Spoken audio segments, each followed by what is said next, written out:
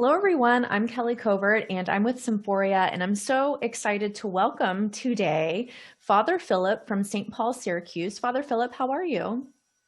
Good. How are you, Kelly? It's so wonderful. And, we are celebrating our first casual concert of the season. And usually we have those at St. Paul's. You are such a wonderful host to us, and we love being in your church inside that beautiful. I always think, like, this is my office for the day. How lucky am I? And so we're disappointed that this is the first casual concert that we have not had at St. Paul's. Isn't that correct? That's correct. And we Mm-hmm. miss the same. I mean, for me, I get to often hear twice that I get to hear the music twice because I often come in on a Saturday and I'll walk in and you know Larry Lowe will be rehearsing the orchestra and it's just fun to hear the music evolving and taking shape and the little pieces getting worked on and I just love it. So Well, miss we miss you, and we're so glad that we're still able to present a concert for this casual concert. So bright side, right? yeah, So and how is, sorry, go ahead. they have been great. They have been hmm great concerts that you've pulled together so far. Thank you. So how has St. Paul's, the congregation, been faring during this weird and strange time that we're in? Yeah. I think that the pandemic really it reveals so much about what is happening with people and with institutions. And one of the things that pandemic has revealed for us is the strength of our community. And the congregation has really pulled together in some profound and I would say slightly unexpected ways. I, so people are staying in touch with each other in many different ways. We have this one woman who is baking birthday pies or birthday cakes for everybody somewhere around the week of their birthday and delivers them to them, because normally we'd have a little birthday celebration for people in the church, perhaps. And she's just putting all of her energies into celebrating people that way. We have we actually have a lot more online activities.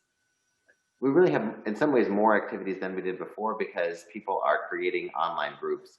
So, like a gardeners group that's meeting on Wednesday nights. We have just different groups that are forming um, to kind of stay connected during the pandemic. And so I'm impressed.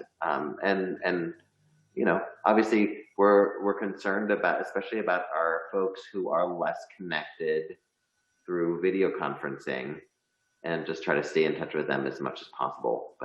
And none of our members really have, I don't think we have any cases among our members. So we're really glad for that. Uh, so, Wonderful. yeah. Well, and this is the beauty of community. You have built a community at St. Paul's. And I think one of the things we really want to highlight today is also what St. Paul's is doing in our community. So not just Yeah. for your St. Paul's community, but the community at large. You play a really important role. And so one of the programs that you wanted to highlight today was the Caring Place. Why don't you tell us what that is? Yeah. So it really started about 2 years ago.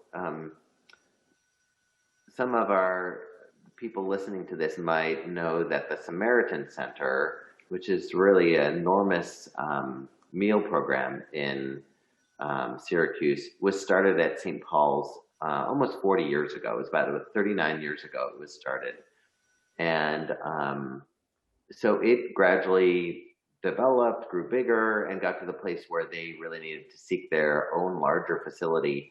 They moved into the old St. John's Catholic Church up on North State Street about 5 years ago. And since that time, we've really been in a place of trying to discern perhaps what would be the next step for us in terms of starting a new mission work. So 2 years ago, a team of our members met with leaders of social service agencies all around downtown Syracuse, from the director of the Onondaga County Public Library, right? The director of the Samaritan Center, I think the Salvation Army, the chair of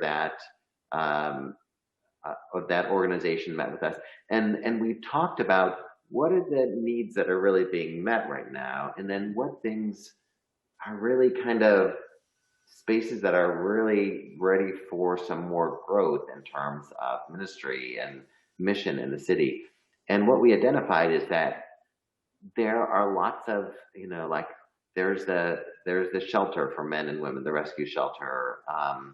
There's the meal program at Samaritan Center, but there is not what we call a relationship-based day program for adults. So this is really thinking about a place where there are lower numbers of people coming in and they stay for a longer period of time. And the idea is to really provide a safe place of hospitality where relationships can really develop between patrons of the mission and those who are trying to provide supportive services. So, places where people could get advice about job searching, places where people could, try to seek out more support. That doesn't happen in a lot of contexts because people really need to focus on the efficiency toward their mission, which might be the meals or the shelter. And so we opened up this new mission called The Caring Place. We did our test programs in the summer of 2019, so about 18 months ago, and then kind of rolled out the full program in the fall of 2019, so about 12 months ago. And it was a day program, 1 day a week to start with, but really trying to provide a place of hospitality, warmth, safety, and it was really, really successful. Our volunteer group was growing pretty steadily, and we were serving about, I would say, 30 to 35 people each week. And of course, when the pandemic hit, that really shut that down, because that was one thing you couldn't have, was the extended conversations between people. So we had about a month of like passing out coffee, to folks who would still come around hoping to be able to come in, and have to say, we're sorry we can't invite you in because of the pandemic, but here's a cup of coffee and we hope we do see you soon. And eventually that turned into, we created just a tiny little pantry, food pantry that just has a small amount of food, but again, trying to have something that's easy for people to, if they run out of food, to be able to get something quick and easy, and also makes it easy for other people in the neighborhood to restock. So actually we restock it, but also there are a lot of downtown residents now, and we've seen a lot of them actually just bring a grocery bag full of food and put in a couple jars of peanut butter and some granola bars or whatever. And that's been good to see people adapting to the epidemic that way. Mm-hmm. I love that so much, because to me, one thing that community means is connection. And so with what you're doing with the Caring Place, and I'm sure that once things are safe, that will be like up and running. I'm sure everyone is raring to go to get that program fully robust again. And then to see that the tiny food pantry is creating that connection to people who need a meal, connection to people who need to give, because I think that is a full circle, don't you think? I do. There's a need on both sides, right? People need to feel like there's something they can do to make a difference, and you're making a difference when you come back a couple hours later and you see that people have taken that peanut butter or that box of pasta or whatever you put in there. Mm-hmm. And it's such a small thing that can make such a big difference. So my question is, where is this little tiny food pantry? So our patrons who are watching today can can stop by next time they're downtown and drop off, a tub of peanut butter or, whatever, canned goods or things that are non-perishable, where can we do this? Yeah, it's right on Fayette Street there. We wanted to make it as visible as possible. So we put it just about, I don't know, probably 20 feet from our main door. And it's right there, right next to the rainbow flag and the entrance to the church.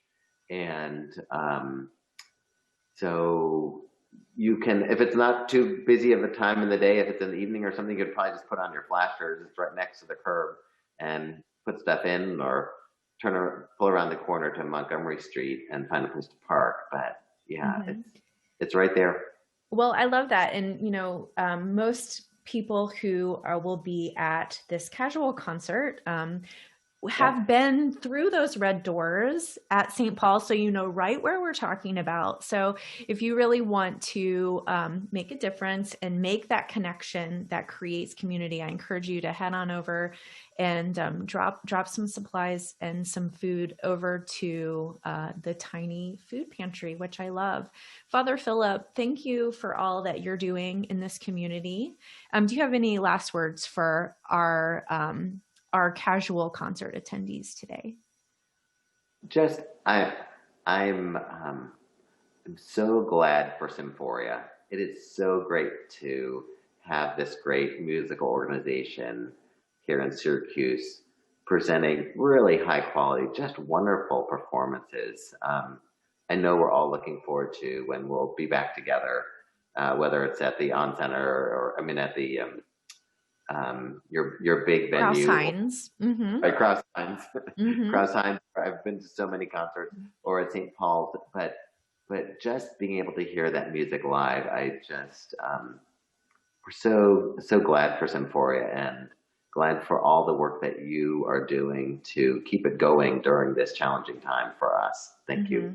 Well, thank you. And we are happy to do it. It is our great pleasure. Thank you, everyone, for watching today, and enjoy the concert.